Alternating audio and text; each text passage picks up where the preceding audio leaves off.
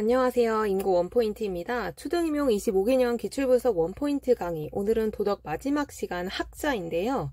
사실 도덕과 지도서 총론과 또 기타 다른 자료들을 보시면서 많이 학자 부분들을 공부를 하고 계실 것 같은데, 이 학자에서 가장 많이 누적된 주제, 바로 인지적 측면의 접근들입니다. 물론 피아제와 콜버그만 10회 다 출제가 된 것은 아니고, 이 피아제와 콜버그의 주장을 담고 있는 이 인지적 영역의 접근이 이제 총 10회 정도 피아제와 콜버그를 포함해서 누적 출제되어 이렇게 정리를 하게 되었습니다.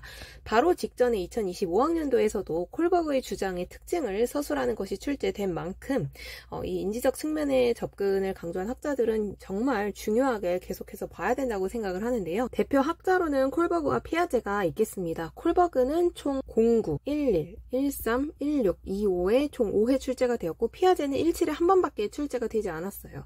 그렇기 때문에 피아제가 오히려 더 높은 확률로 나올 가능성이 높다고 생각을 저는 하고 있고요.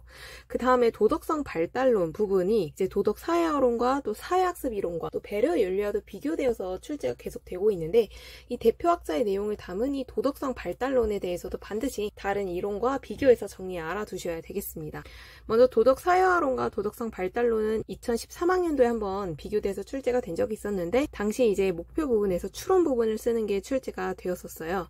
이제 도덕 사회화론을 여기서 다 정리하기는 조금 그렇지만, 크게 이제 개인적 존재가 사회적 존재가 되게 하는 걸 사회화라고 하는데, 이때 인간은 규율정신, 집단에 대한 애착, 자율성 순서대로 발달한다고 보았습니다. 그래서 규율정신은 도덕적 습관과 연결이 되어서 학생들이 도덕 규범을 일관되게 준수하면서 규범이 명하는 바를 존중하고 의무로 받아들여 실천하는 의무의 도덕 성격을 갖고, 다음으로는 집단에 대한 애착 단계인데, 이 단계는 이제 도덕적 정서와 의지와 연결이 되면서 같은 인간에게 느끼는 애착의 감정을 기반으로 선에 대한 사랑, 또 그것을 실천하고자 하는 의지를 내포하고 있어 선의 도덕으로도 나타내집니다. 마지막 단계는 자율성인데요. 이것은 도덕적 이성과 관련이 되어서 합리적 이해가 도덕적 행위의 의미와 이유에 앞서 선행이 되어야 된다는 부분으로서 합리적 도덕으로도 이해가 되곤 합니다. 도덕성 발달론은 반면 지적 발달이 아주 중요하다고 보는데, 그 세부 내용으로 피아제와 콜버그는 잠시 뒤 슬라이드에서 보도록 하겠습니다. 다음 도덕성 발달론은 또 사회학습 이론과도 비교돼서 나오고 있는데요. 2009학년도에 출제가 되었었습니다. 그래서 사회학습 이론은 반두라가 대표적인 학자인데요. 쉽게 말해서 관찰하고 모방하고 동일시함으로써 도덕성이 형성이 된다라는 것입니다.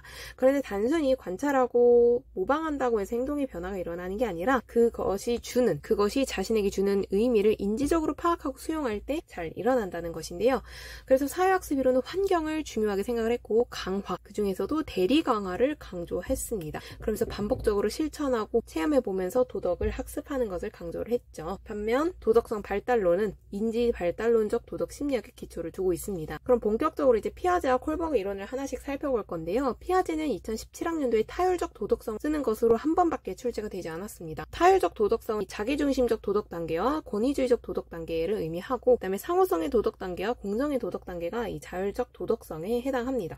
근데 이제 이 큰 범주만 한번 나왔기 때문에 이 세부적인 단계도 마치 우리 콜버그에서 단계와 단계 특징, 그 단계에서 할 수 있는 발문 이런 것들을 물어봤던 것처럼, 이 각 단계의 명칭과 그 다음에 이 각 단계의 특징 이런 것들도 반드시 여러분들이 콜버그에 준해서 피아제의 발문 연습을 하셔야 된다고 생각을 합니다. 특히 저는 이 상호성에서 평등과 공정의 단계에서의 평등의 의미가 좀 다른 것을 눈여겨보면 좋겠다고 생각을 합니다. 다음 콜버그인데요. 콜버그는 도덕적 토론과 추론, 그리고 소크라테스식 대화와 진리탐구 방법으로 교육을 해야 된다고 주장을 합니다. 2009학년도에 한번 출제가 되었었고요. 그 다음에 인지적 불균형과 상호작용주의를 2009학년도에 그 의미를 물어봤던 적이 있었습니다. 그래서 더 높은 단계에 노출이 되고 접촉되고 교류를 함으로 인해서 그 학생의 도덕성 단계가 올라간다는 것이죠. 그래서 도덕성 발달 단계를 크게 6단계로 나눠서 정리를 했는데요. 처벌과 복종의 정향 1단계, 그 다음에 도구적 상대주의 정향이 2단계, 착한 아이 정향이 3단계, 사회 유지 정향이 4단계, 사회 계약적 정향이 5단계, 보편적 윤리적 정향이 6단계입니다. 이 중에서 2단계가 09와 13에, 3단계가 13에, 6단계 16에 각각 이제 적어도 1회 이상 출제가 되었었는데요. 물론 또 나왔던 게 또 나올 수도 있겠지만, 아직 안 나온 4단계와 5단계도 충분히 나올 수 있는 만큼 여러분들이 어떤 예시 상황이나 학생의 생각이나 행동을 보고 단계를 떠올릴 수도 있고, 단계명 쓸 수도 있어야 되고, 단계 특징 서술할 수도 있어야 되겠습니다. 그리고 2025학년도에서는 이 콜버그 이론의 특징 서술이 나왔었는데요. 각 단계는 아동이 도덕적 문제를 생각하고 추론하는 나름의 사고 양식 혹은 방식으로서 선명하게 구분 부분에는 이 질적 차이를 지니나 이 질적 차이를 물어봤었었죠.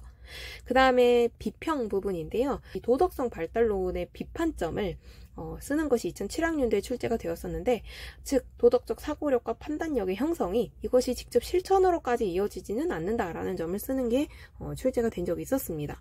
그래서 이 콜버그의 이론은 정말 폭넓게 많이 나오고 있는 만큼 여러분들이 콜버그는 다시 한번 더 꼼꼼하게 봐주시는 게 필요하다고 생각을 합니다. 그리고 이 사관의 비평 내용도 출제된 지 굉장히 오랜 시간이 지난 만큼 충분히 나올 수가 있겠죠. 그럼 25개년 기출 속에서 출제 패턴을 발견해 보도록 하겠습니다. 예체능편 339에서 345쪽 준비해 주시고, 보충 자료는 25학년도 문제를 추가하여 네이버 카페 아래 고정 댓글에 게시판에 올려두었습니다. 그 자료 다운받으신 뒤에 강의 함께 보시면 좋겠습니다. 제가 한번 정리를 해봤는데요. 인지적 영역 자체를 물어본 게 총 2번 출제가 되었고, 인지적 영역에서도 우리가 개념을 다루는 인지적 영역이 있고 판단 능력을 다루는 인지적 영역이 있는데, 여기서 판단 능력을 묻는 게 01, 07, 09에 총 3번 출제가 되었어요.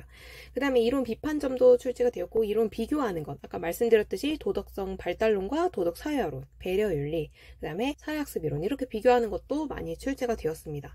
저는 이 이론 비교하는 게 또 나올 가능성이 굉장히 높다고 보고 있어요.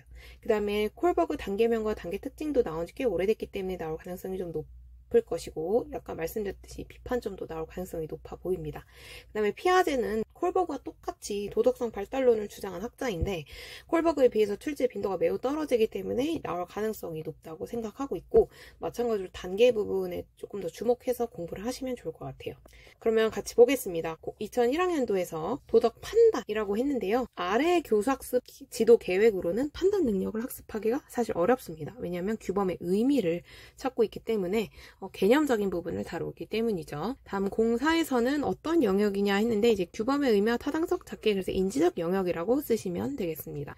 정말 너무 쉬웠던 문제고요. 2007학년도에 보면 A와 B 유형 다 논리적 분석과 판단을 강조했는데요.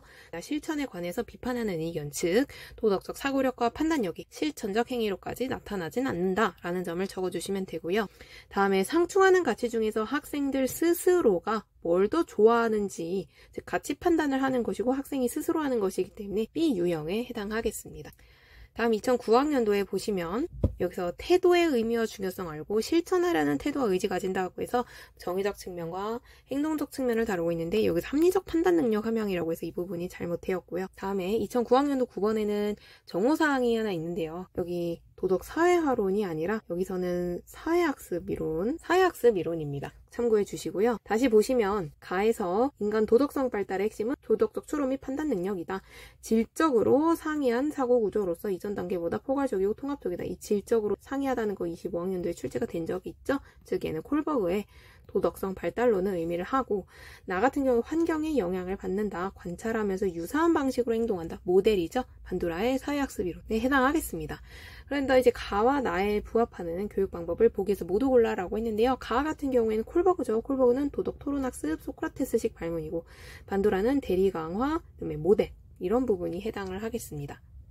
다음 2009학년도에 보시면 지금 복수해야 된다라고 하면서 똑같이 지금 내가 받은 걸 돌려줘야 된다, 교환의 의미로서 공정한 거래를 한다라고 보고 있죠. 그렇기 때문에 도구적 상대주의 정향이 되겠고, 이 수업 모형의 원리가 되는 것, 바로 콜버그 이론인데요. 거기서 인지적 불균형이라는 건 내가 어떤 도덕적 갈등 상황에 부딪혔을 때 이걸 해결하려는 인지적 판단이 서지 못한 상태를 의미하고요.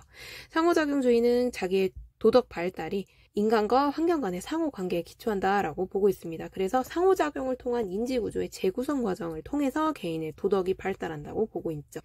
다음 2011학년도에서는 배려윤리와 콜버그의 정의윤리를 비교하고 있는데, 여기서는 이제 배려윤리 가 나타나고 있고, 나에서는 정의윤리가 여기 적혀지면 되겠습니다. 1번부터 보시면 인지발달과 병행하는 건 가 이론이 아니라 나 이론이 되겠고요. 가 이론은 배려하는 관계를 더 중시했지 덕으로서 배려 자체를 강조하지 않았습니다. 그 다음에 나 이론가는 형식보다는 판단 내용을 중시했다라고 나와 있는데 적절하죠. 그리고 요 형식과 내용, 요 부분은 1.3에 실제로 다시 또 한번 기출이 된 적이 있기도 합니다. 기출 분석의 중요성을 알 수가 있죠. 다음에 나 이론은 강화와 처벌에 의한 학습, 도덕성 발달론은 그렇지 않고, 배려윤리도 이것에 해당하지 않습니다. 다음 모델로서의 교사도 마찬가지, 두 이론 다 모델은 추구하고 있지 않죠. 그렇기 때문에 3번이 정답이 되겠고요. 2012학년도에서 도덕성의 어느 측면을 강조하고 있냐라고 했는데 박 교수의 관점에서 무서워할 것과 하지 않아야 될 걸 아는 게 중요하다라고 했어요. 그렇기 때문에 인지적 측면을 강조하고 있는 걸 알 수가 있습니다. 제대로 알면 다 행할 수 있다고 보고 있어요. 다음 2013학년도 보시면 지금 김 교사랑 박 교사가 서로 다른데요. 김 교사는 지금 도덕 사회화론에 해당하겠습니다. 이야기를 통해서 감동을 주고 있기 때문이고, 나 같은 경우에는 도덕적 토론 학습 모형으로서 도덕성 발달론, 즉 콜버그의 도덕 토론 학습 모형에 해당하겠습니다. 그래서 보시면 도덕 사회화론과 도덕성 발달론 중 니은 같은 경우에는 여기서 이야기로 감동을 주고 있기 때문에 도덕 사회화론에 해당이 되겠고, 여기 들어갈 것은 품성에 반대되는 추론이 들어가면 되겠습니다. 그리고 아까 그 선지에서 내용 형식 부분이 아까 나온 게 다시 한 번 더 반복된 걸 알 수가 있죠. 다음, 그렇지 않으면 나도 가요와 함께 훔친 사람으로 의심받아 피해볼 수 있을 거야 라고 했어요. 내가 불이익을 보기 싫어서, 즉 자기 이익에 따라서 행동하는 거기 때문에 2단계의 도구적 상대주의 정향에 해당하겠습니다. 그것보다 한 단계 위의 특징은 바로 착한 아이 정향으로서, 착한 아이 정향은 내가 속한 집단의 승인을 얻고 집단의 기대에 유지하려고 하는 성향이 있죠. 그래서 계속 묻는 수준이 단계와 그 단계의 특징을 묻는 걸 계속 내고 있는 걸 알 수가 있습니다. 다음 2016학년도에서 이 도덕 발달 단계 중에 인간을 수단이 아닌 목적으로 대우하는 것이라고 해서 6단계, 즉 보편적 원리 정향을 쓰면 되겠는데요. 스스로 선택한 윤리적 원리를 따르고 그 원리에 따라서 정의 판단하고 인간의 존엄성을 가장 존중한다라는 것 적으시면 되겠습니다. 다음 나쁜 행동했을 경우 자연에 내재되어 있어서 하늘이 벌을 줄 거다라고 했는데요. 이것은 자기중심적 단계에 해당함으로써 이 기억에 해당하겠고, 이 기억은 바로 타율적 도덕성에 해당하겠습니다. 반면 니은은 자율적 도덕성에 해당하겠죠. 다음 보충자료 25학년도 문제에 추가된 거 보겠습니다. 콜버그 도덕성 발달론인데요. 사고 방식에 질적 차이를 들 수 있다 해서 질적 차이를 서술하는 게 있습니다. 즉 내가 똑같은 문제 상황이라 하더라도 단계에 따라서 생각하는 방식이 다 다르고 추론하고 해결하는 사고 양식이나 방식이 다 다르다라는 부분인데요. 너무 쉬웠던 문제였어요. 그래서 여러분들이 인지적 측면의 학자가, 당연히 제가 이제 기출분석집에서 기타 서양학자로 분류해 놓은 부분에도 인지적 측면의 학자들이 있습니다. 그런데 지금 여기서는 도덕성 발달론을 조금 가운데 중심에 놓고 해당하는 피아제와 콜버그, 그 다음에 비교되는 이론들, 이런 것들을 좀 판단과 관련된 것들을 조금 모조리 모아서 보려고 노력을 해봤고, 다른 학자들도 당연히 나올 수 있습니다. 그렇기 때문에 기출분석집 꼭 활용하셔서 어떤 학자가 어떻게 반복돼서 계속 나오는지 보셨으면 좋겠습니다. 마지막 함께 풀면 좋은 인고 원포인트 봉투 모의고사 문항 소개드리며 마무리해보도록 할 텐데요. 리패키지 1부의 2회 A형의 9번에 2번, 그 다음에 리패키지 2부의 5회 A형의 9번에 1번과 2번, 총 3회 문항을 출제해보았습니다. 한번 풀어보시면 도움이 많이 되실 것 같아요. 네, 여기까지 해서 도덕 강의를 모두 마무리해 보도록 하겠고, 다음 시간부터는 통합교과로 만나보도록 하겠습니다. 그럼 다음 시간에 봐요. 안녕.